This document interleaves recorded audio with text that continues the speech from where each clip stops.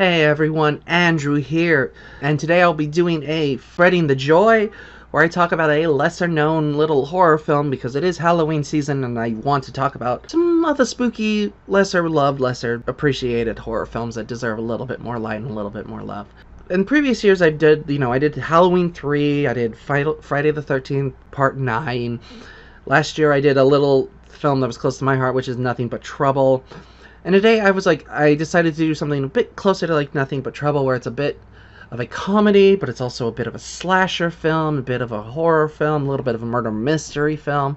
It's a film that I think has a lot of really good stuff in it, a lot of really good merits, but has been kind of forgotten by time because people behind it were not necessarily big names, and what they're known for isn't this type of movie. So like people remember their other works, but this one kind of gets forgotten in the shuffle, and that is a shame because I think it is an extremely well-made, creative little slasher comedy.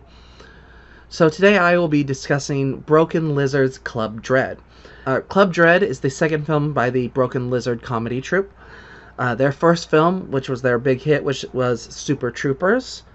They then, after this, proceeded on to go do Beer Fest and Slam & Salmon, and eventually, of course, they ended up doing Super Troopers 2.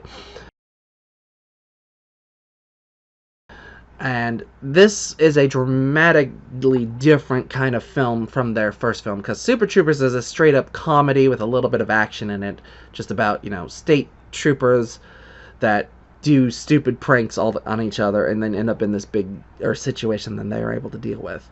Club Dread, however, is played way more like a straightforward slasher film with comedic elements in it, and a bit of a murder mystery on who the killer is. And of all of their films, I think Club Dread is the one that kind of gets skipped over a little bit. I like that and Slam & Salmon, but I think just because Slam & Salmon isn't particularly amazing. I do think Club Dread, though, has these elements into it that work really well. It just wasn't really well received. And it's a shame, because I think there's some really great stuff in this. So let's go a little bit over the plot. So the film takes place on Pleasure Island, which is a resort on an island off the coast of Costa Rica. It is owned by a famous but washed-up musician known as Coconut Pete, played by Bill Paxton. And he's just opened up his resort for the weekend, have a whole bunch of guests come in and celebrate and get drunk and party and do all the fun stuff. Three of his staff members sneak off during the event and go to have sex in the jungle. And they find themselves in this temple, and the two girls immediately take off their tops, and you have your first nudity scene in the first 5 minutes of the film, which worked really well. Only then they end up running into this masked killer in a poncho wielding a machete, and he kills off two of them, and one of the girls takes off into the woods and tries to get back to safety. She almost makes it to the resort when she hears a noise behind her, just before she is cut off, and you get one of the best kills in the entire thing, where you see from her perspective the machete cutting off her head, and you just see it spin and flip and fall, and then you see her body fall right after her. Legitimately one of my favorite kills I've ever seen in a horror film. It's just beautifully shot. So the film cuts back to a few hours later when the first guests show up, and we are introduced to our staff of the island. You are introduced to our main lead, Lars, who is a Buddhist, pacifist masseuse who specializes in pressure points, can basically press on certain parts of your body to get responses out of it, be it pleasure or pain or things of that nature.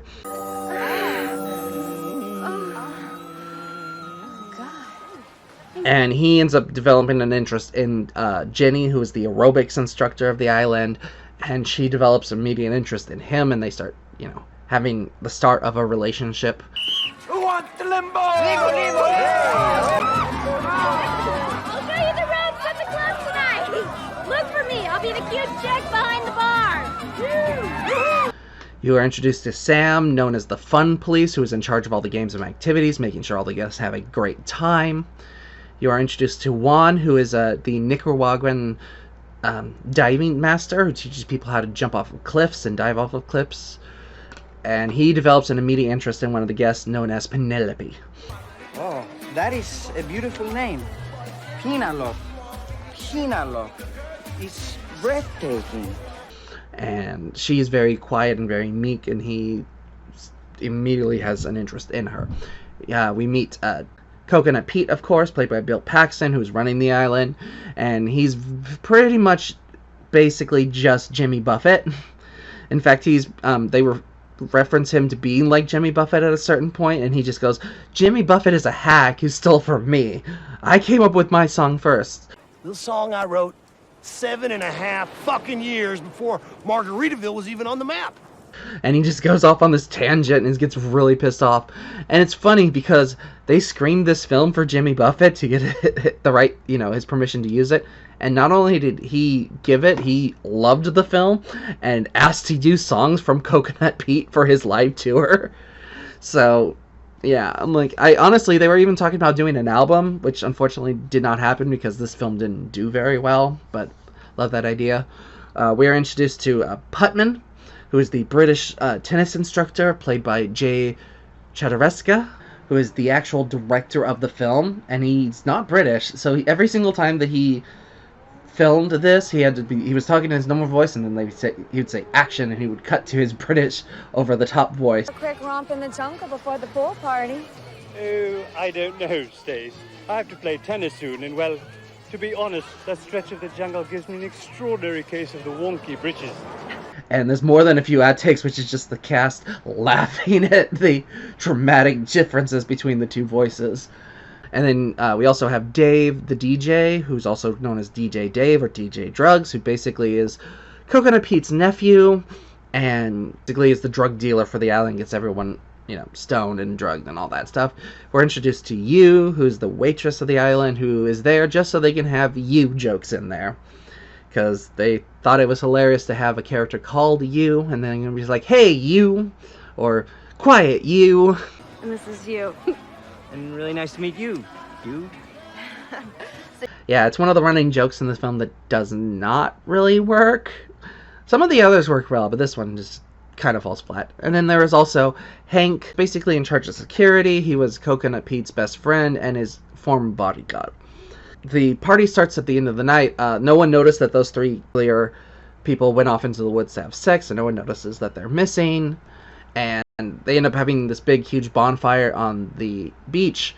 And Dave tells the guests of the story of a former employee known as Phil Coletti, who lost his mind, killed a whole bunch of his fellow staff members, castrated himself, and then ran off into the woods, never to be found. Basically haunting the place ever since. It's like you can wander around and you can just hear him shouting, "Where's my penis? Where's my penis?"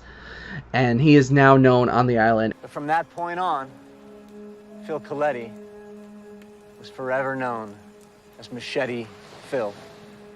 And I found out from one of the commentaries that the joke for this entire thing is that the idea that the cool name would be calling him Machete Coletti. But they thought that Machete Phil was just so dumb and fun that they had to do it. And I'm like, yeah, no, Machete Coletti's a cooler name. But Machete Phil works as well. And I will be referring to the killer for the rest of this as Machete Phil. The next day happens. They all go about their events. They end up staging this giant version of Pac-Man using people with this giant hedge maze. One of the staff members named Cliff is dressed as a pear, goes wandering into the maze, and he ends up running into Machete Phil, who ends up slicing him across the stomach and leaves a big note with him basically stating how he is going to kill all of the staff members of the camp. This, of course, leads all the staff to panic. They run out and try to find any way to communicate with the outside world, or a way to get off the island. They find out all the communication devices have been destroyed, and all of the transportation has either been destroyed or is just missing. Hank reveals that he used to be part of the FBI. He used to run the subsection that dealt with serial killers. So he's used to dealing with these kind of psychopaths. And he tells them that they have to continue with their jobs as normal as possible. Keep an eye on the guests, keep an eye on the staff, pretend that everything is as normal, while also looking into each of them as potential suspects. Plus, if they are all together with the guests in groups, they're less likely to be taken out. Two of the staff members do not like this plan of not telling the guests what is going on. This is crazy. We can't do this anymore. Quiet, you. So they decide that they're going to go and tell them. And of course, Machete Phil kills both of them. You and Hank are dead. Why? What did we do? No, man. You and Hank are dead. You threatening me? If you are, you little hairless lapdog. Just come and look. The staff begins questioning who the killer might be, and Lars and Ginny think there's a possibility that it might be Penelope, because she's been very weird since she came to the island. She's a weird little chick, I'll give you that, but look, it still doesn't prove that she's the killer. There's only one way to find out.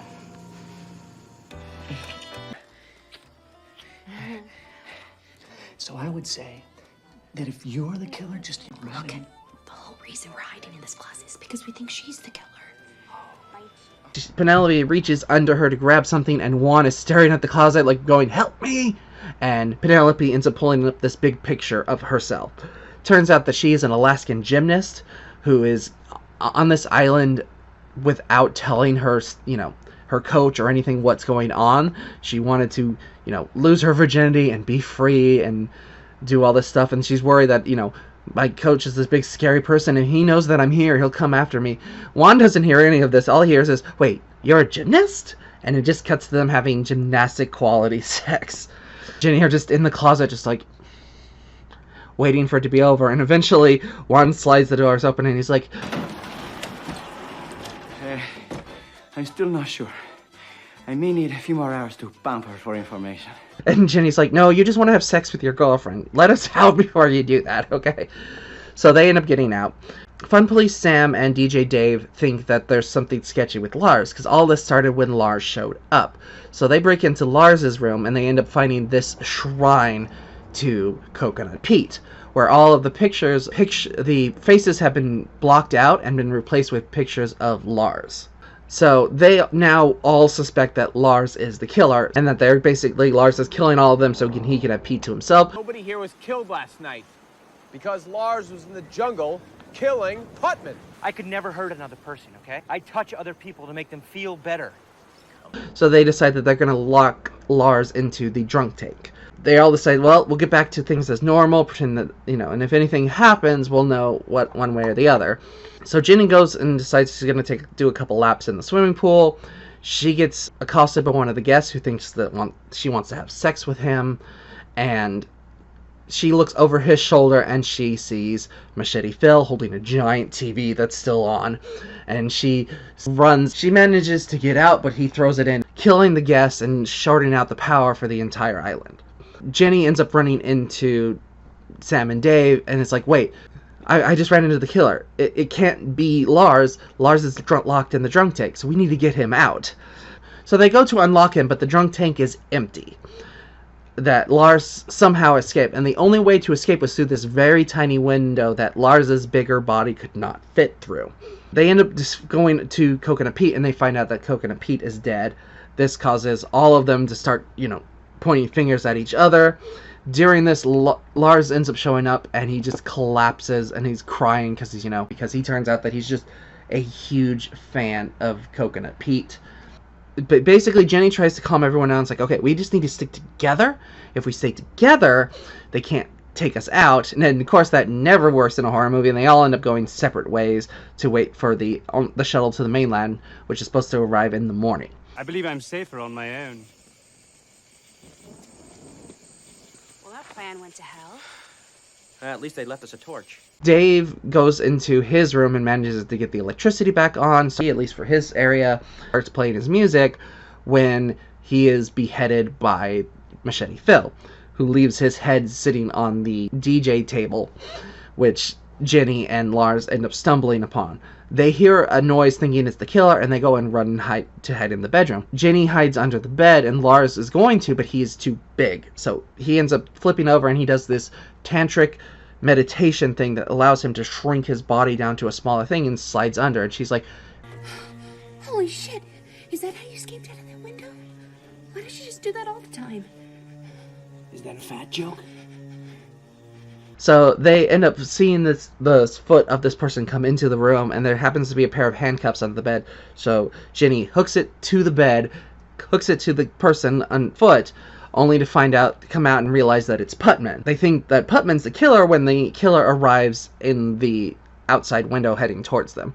Jenny and Lars do not know where the key is, and there's no way to save him, so Putman tries to fend off the killer using a tennis racket and some tennis balls, which of course doesn't work in the long run, and he gets killed. Tells Jenny that she needs to get out of here. Go. Go, dear Jen. Go. Namaste. Fuck off. Hate you. I'm only saving her because I like her. Jenny and Lars end up running into the nightclub where all of the guests have been partying since the power went out because they think it's this big storm thing. All of the power comes back on all at once, and the guests realize that they are surrounded by the corpses of all the staff who are hanging from different parts of the ceiling. This causes them to all panic and freak out and run off in different directions. Juan ends up showing up with the machete in hand, and they suspect him at first, but he just reveals that he just found, Putman.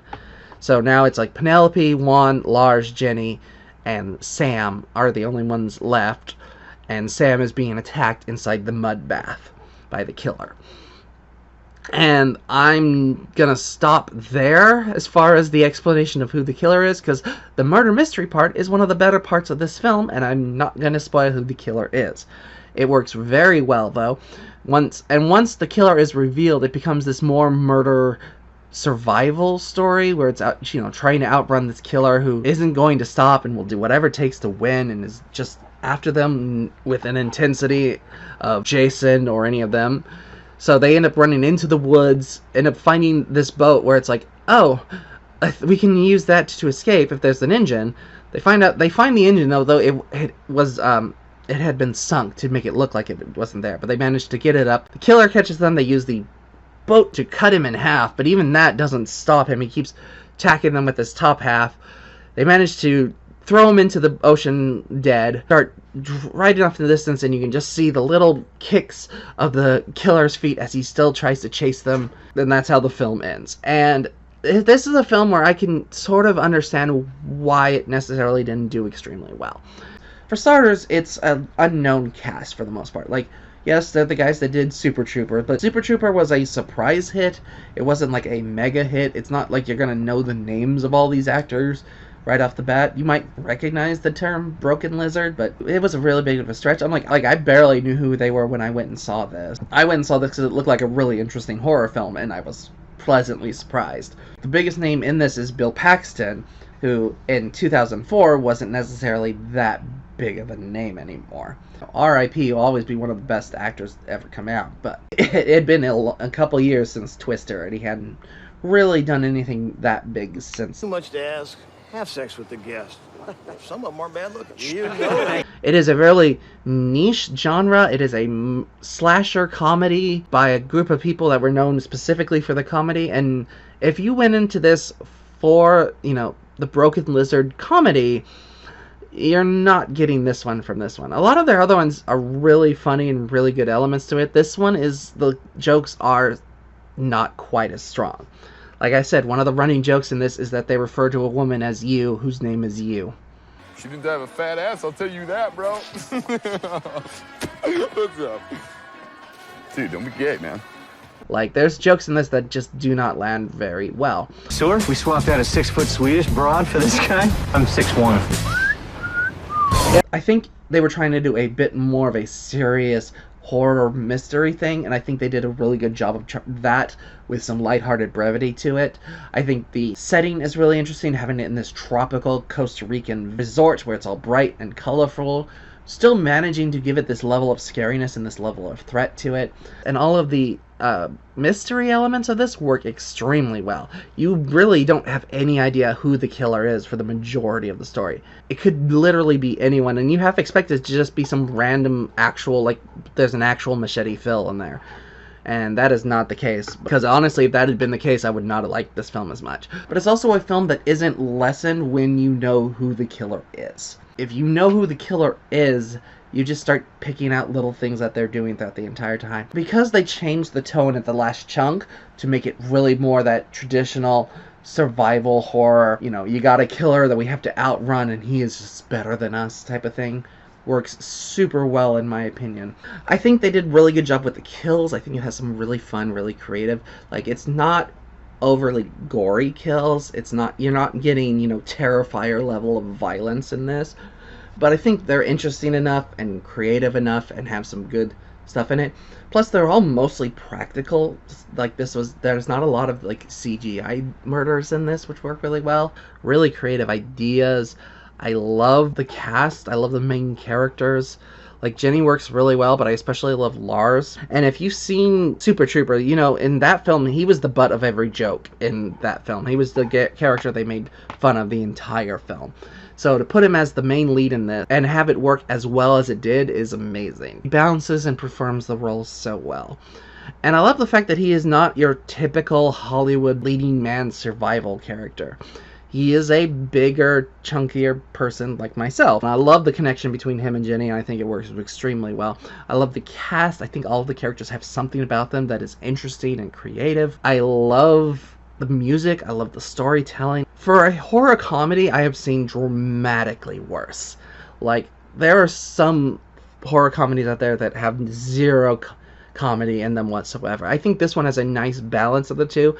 I think they've wanted to make a really good horror film with comedic elements, and I think they succeeded at that myself. But I think it was just more of, this wasn't what people necessarily wanted from this, but I think it has enough elements in it that makes it an extremely entertaining, fun horror film that is good for any time of the year. It is legitimately one of my favorite slasher films. I think it has some great ideas, great kills, and great storytelling. But that's just my opinion. What do you all think? Do you like this film? Do you hate this film? Have you never heard of it? Have you never even heard of, this comedy troupe? Let me know your thoughts in the comments below. Happy watching, happy reading. I will see you all next time. Bye! Pass the flag.